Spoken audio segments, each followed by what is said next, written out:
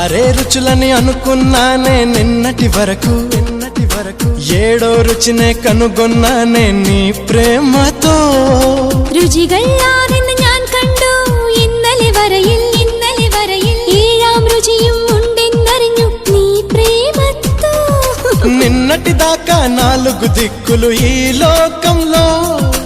ഇന്നു മുതൽ నువ్వే దిక్కు ఎన్ లోകത്തിൽ മനസ്സിലായോ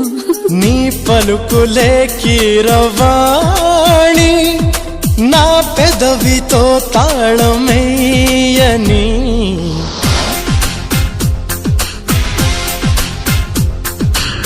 మాధవుడే బ్రహ్మను పూని సృష్టించాడేమో గాని 60 కేజీల చిలిపితనాన్ని